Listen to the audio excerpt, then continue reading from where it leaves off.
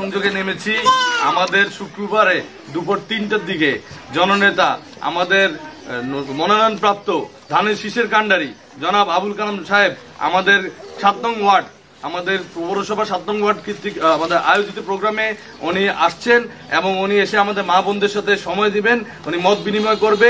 আমরা এই আনন্দে এই কারণে আজকে আমরা গণসংযোগে বাড়ি বাড়ি গিয়ে ঘরে ঘরে গিয়ে আমরা পথসভার মতো শুরু করেছি।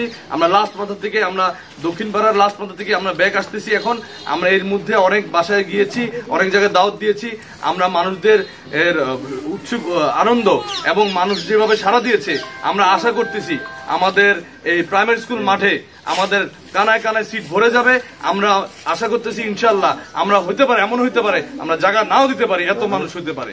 এই কারণে আমরা সবাই খুশি, সবাই আনন্দিত যে আমরা যে প্রোগ্রামটা করব ইনশাল্লাহ আমরা সাকসেসফুল হব।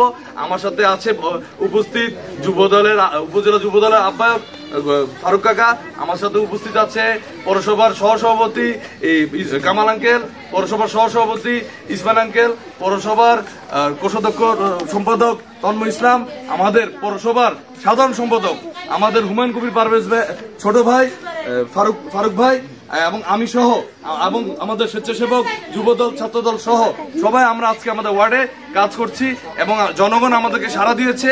আমরা আশা করি শুক্রবারের প্রোগ্রামে আমরা সাকসেস হব এবং আমাদের মা বোনদের যে মত বিনিময়, মা বোনদেরকে নিয়ে যে প্রোগ্রাম হবে, উঠান বৈঠক হবে, সেটা সাকসেসফুল হবে।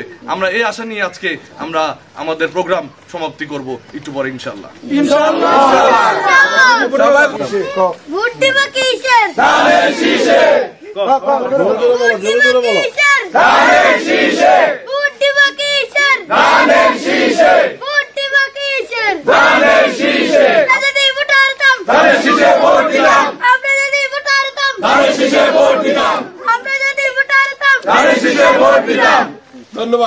বৃহত্তর অঞ্চলে কোটি মানুষের জন্য সর্বাধুনিক প্রযুক্তির চিকিৎসা সেবা দিয়ে যাচ্ছে লাকসাম ফেয়ার হেলথ হসপিটাল।